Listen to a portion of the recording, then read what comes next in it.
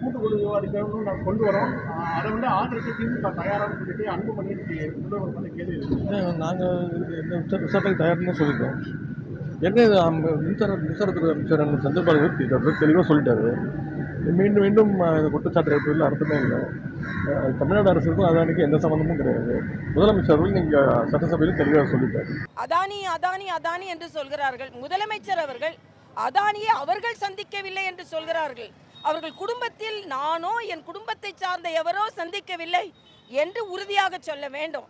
தம்பி உதயநிதி என்ன சொல்றாருன்னா, அதானிக்கும் தமிழக அரசிற்கும் சம்பந்தம் இல்லை என்று சொல்கிறார். அதானிக்கும் அவர்கள் குடும்பத்திற்கும் சம்பந்தம் இருக்கிறதா என்பதை தெளிவுபடுத்த வேண்டும். ஏனென்றால் ஒன்றுமே இல்லாத இந்த சோரஸ் அவர்கிட்ட இணைப்பு இருக்கிறது. அதையெல்லாம் விட்டுவிட்டு அமெரிக்காவில் அதானியின் பிரச்சனையை அமெரிக்கா உயர்நீதிமன்றம் பார்த்து கொள்ளட்டும்.